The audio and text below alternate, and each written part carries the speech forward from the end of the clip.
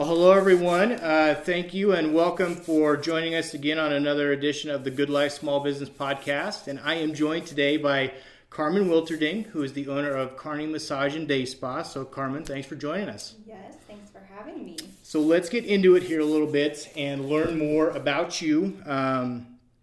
What are some books that you are reading right now or listening to that you want to share with us? Okay, definitely reading, and I do this weird thing where I go to the library every week, and I've done this for years. You can ask my family, and you've probably seen them on my coffee table because your family hangs out with my family. Right. But I go to the library and I get like 2 to 3 cookbooks, and Nice. they have to have pictures in them because I take them home and I look through them like magazines. Yeah. And I do obviously make some things if I find something that I want to make, but I'm in the stress relief business, and so you know me, I'm a foodie. I actually feel weird that we don't have a charcuterie board in front of us right now because when we get together we're eating some sort of goat cheese on crackers. Yep. But I love to cook, I love to bake. It's what just helps me chill out and relax. And so I do that, and I'm doing that. What else am I reading? I would say a big part of my life, is my faith. Mm-hmm. And so I feel like I have to say the Bible, and I know that's so cliche because I'm a pastor's wife, but I do read it pretty much every day. But I am doing this really cool thing this year because I'm reading a 1-year Bible reading plan, mm-hmm. and I'm reading it in chronological order, and I've never done that before, and I'm learning so many cool things. And then I followed up with the Bible recap, which is mm-hmm. a podcast, which I don't Very know good podcast. Yes, it's really good, and I love it because she goes in and obviously recaps what you just read, but she also helps you understand it, and I just love that. Yeah. And then I'm gonna follow it up with complete smut. I'm reading the new Twilight book. So Twilight came out 15 years ago, and I was in my 20s, and I was a young mom. I didn't have a smartphone back then. Mm-hmm. There were no podcasts to listen to. I read the Twilight series, and so she just came out with the new book, and I saw it at Walmart the other day, and I was like, I'm gonna do it. I had no idea. I'm gonna do it. So I'm totally reading Midnight Sun by Stephanie Meyer. The movie will be out soon, probably next year then, right? Well, it's Edward Cullen who's the vampire in the book. It's his take on everything that you have already read and known to be true from the first book. So yeah, it's just same story, different take. Got it. Yeah. Interesting. Yeah. Very cool. So you prefer to go to the library and get cookbooks as opposed to looking online? I mean, I guess I do. I'll look online if I need to find something really quick to make. But if I want to be inspired and take time with it, I guess, I don't know. I like to go to the library and actually flip pages and look at pictures.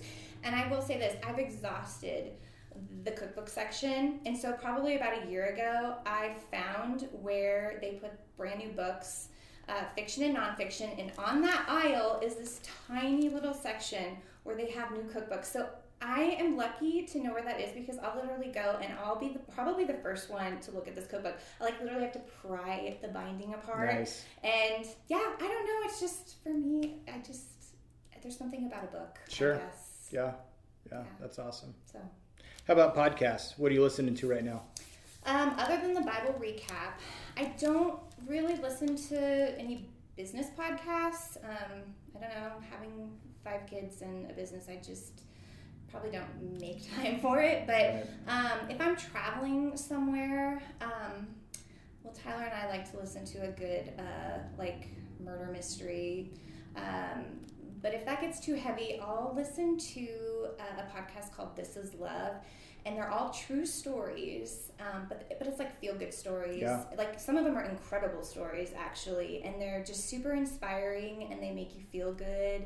And so the last season that they did, it was all animal-themed, so it was these incredible stories about how these animals, have done these things either to, make a human's life better or like save a human. I don't know. It was just because they're really cool and it was fascinating. And so yeah, I like This Is Love. This Is Love. Okay. Mm-hmm. Never heard of that one. Very cool. All right. So now that we know you a little bit better, why don't you just tell us a little bit about Kearney Massage and Day Spa, vision to reality. Just kind of tell us your journey and what leads us to today. Okay. Well, I think I love our story so much because it's super organic. You know, there was no business plan in the beginning. I had no idea. Like, if you were to tell me, like Kearney Massage and Day Spa would be this, I would have probably laughed because I didn't have a vision, really. Like, everything that's happened has happened in baby steps, and it's always been based on need, and then how can I fulfill that need? And from there, it's just been, growth. So I started off doing massage downtown in a vault, an old bank vault at Olivia's salon. And I worked there for, probably 2.5 years, and then moved to St. James Square and worked out of a space there and went to aesthetic school then. And so then I got my aesthetics license. And from there, moved to down on Avenue A, south of the police station. And that's kind of where the big switch was when I was approached by Crystal, who is a good friend of mine, who wanted to get back into aesthetics. She had been practicing before at Les Cheveux, when it was Les Cheveux, and she had a baby and just took time to be with him, and then she wanted to get back into the industry. And I was like, well, I found this space and there's 2 rooms, so let's do this. And Sure. Then from there, it was really like listening to the needs of the people. As our clientele started to build, I started to hear more about we wish we could get 2 massages at the same time or 2 treatments at the same time, and really no one in Kearney was doing that. Mm-hmm. And so from there, we just kind of started to grow in those areas, which meant more staff. So I would find more people to work with us until, like I was telling you earlier, we just were busting out of the seams at that business. We were probably working there way longer than we should have been. And then I found this space, and it just met all of our needs. And couples massage was one of the things that we kept hearing about from people that they wanted. Mm-hmm. And that was something we wanted to deliver. We knew we could do it. And so that, along with, I have gotten massages in the cities, bigger cities like Omaha, Kansas City, and I would get different kinds of treatments there. And I always wanted to bring some of those more urban-y type spa things to Kearney. And so we now have a steam shower and we have an infrared. And so it's just kind of all happened organically. There's never ever really been a plan other than just kind of listening to our clients. And then something that's really special for me is I've always had a passion for this industry, and I love giving services. But what I've found about myself through all of this is I really enjoy helping people make it in this industry. So for me, it kind of took a twist too, because it wasn't just about doing the services. I now had staff, and I never had that before. Right. And so it grew a passion in me to help these guys. I want them to succeed. And it's a really hard industry to make it in. I've seen a lot of people come and go in Kearney, mm-hmm. and I feel really blessed that we have this place, and it's a joy to work at. Awesome. Yeah. So it was important for you, or you found it to be important to find kind of a niche, or maybe a couple different niches that weren't offered, and that helped bring value to Kearney and really to your business. Yeah, absolutely. And it was just fulfilling a need, and because it was never a plan, it was never a vision, but then it kind of started to be as we felt people wanted this, mm-hmm. and it just made us excited, and we eventually got to make it a reality, which is really fun. Yeah. And what year did you start again? What year did you open in Olivia's? Oh gosh, so it would have been 11 years ago in November. And started by yourself? Yeah, well, I didn't know a soul. And actually, I love Angela, the owner, because she just really helped me a lot to start to build a clientele. And all the girls that I worked with there, all the cosmetologists, they shared their clients with me. And so, I don't know, it just helped me as just a brand new therapist start to have a business. But then also what was really fun is I started doing this thing where I just got so bored doing the same treatments all the time. And so I started creating specials, which brought in a lot more like smells and different like things like dry brushing and scrubs and just things that maybe other people in Kearney weren't doing. But I just would get so bored doing the same full body Swedish massage over and over again. So I started creating these little specials. Yeah. And so I started way back then at Olivia's Salon, and we're still doing it 11 years later. I still have to come up with these new specials, and they're always something that's not on our menu. Yeah. They're not always seasonal, but we try to kind of hit the seasons too a little bit. But that's kind of fun too. It's I guess been a little bit of a niche that I've carried through all these 11 years. So yeah. You kind of have to do what keeps it interesting for you. Yeah, it's interesting for me, and then it's interesting to our clients because now we've kind of created a monster. I mean, we couldn't stop doing specials if we wanted to because we'd be hearing about it from our clients. So yeah, it's a good problem to have. It is. Yeah. Very much. So what is maybe you touched on this a little bit already, but what's your favorite part about being a small business owner?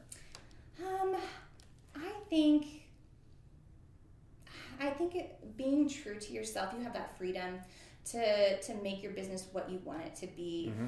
And for me, I guess that's always been about relationships. Some of my clients have been with me for like 10 years. And the relationships with my staff, like they're super important to me. And I want them to have the freedom to do whatever they need to do to make clients happy. And I feel like you can do that in a small business. It's not like you have someone, telling you like, this is the protocol, this is how we do things. Like you do get the freedom to kind of do what you have to do to make the client happy, but you can also be yourself. And I think that's equally as important because nobody likes a faker. Yeah, absolutely. So you talked about or how you have enjoyed kind of helping people along in this business and help them grow. Talk about that a little bit and just kind of what that does for you. And if you ever really thought yourself, did you always just kind of think you would do it on your own? You said that you didn't really realize that Kearney Massage and Day Spa would get to be what it is now, but nope. Helping others along, just talk about that a little bit and kind of what that does for you as a small business owner and what joy that brings you. Okay. Well, I guess quite a few of my staff members are moms, and so that probably fuels me a little bit more because here I've been a mom running a small business on the side, and I know that family for me always comes first, and I know family comes first for these moms. Mm-hmm. But they were like me. Like I wanted something on the side that I could do to call my own, somewhere where I could use my gifts, mm-hmm. Where I could bring in some extra money for our family, but not necessarily have to like sell my soul for it. Yep. And what every therapist, massage therapist, what every esthetician, they all want to be their own boss. They all want to make their own schedules. They want that freedom. And so I know as a mom what was important to me when I started my business, and I just make sure that I can provide that for the people that work for me. Like I don't ever pressure them to make a certain amount of money. It's all about joy. Like mm-hmm. I want them to enjoy what they do, and if they enjoy what they do, the clients enjoy the services they get from them, and it's all about joy, and it's all about just allowing them to do what they love, and creating a place where you don't have the pressure to perform a certain way. So that makes me happy. Yeah, very cool. That's awesome. So let's talk a little bit about the pandemic. With COVID-19, it's changed a lot of things for a lot of people. Mm-hmm. Talk a little bit about some of the positives, though, that you've been able to bring out of this pandemic, or changes that you've made that you maybe wouldn't have necessarily made if you hadn't been forced to. And you're in an industry where you've got to have people in your business to make money. Yep. And so just talk about that a little bit, about kind of the transition of, okay, we're going to have to close things down, but maybe some changes that you made in your business that you'll carry forward. Yeah. We were shut down for, probably about a month, maybe a little more. We didn't know what was going on. We were just, I don't know. It was just so crazy because like one day we were open, another day we weren't. And, my concern was my staff members, because they're independent contractors. They don't make money unless they have someone on their table. Yeah. And so it was just changing how we were doing things. Like it was more like, this is how we're all gonna file for unemployment. These are some programs that are out here that can help us. And it was like getting those resources into their hands. So that was like the first thing that, we had to deal with. And then when we reopened, everything was different. We couldn't open fully because as estheticians, we weren't allowed to do all of the services that we could do previous to COVID. And then we had all the face masks and things like that. So everything was just so different and kind of awkward.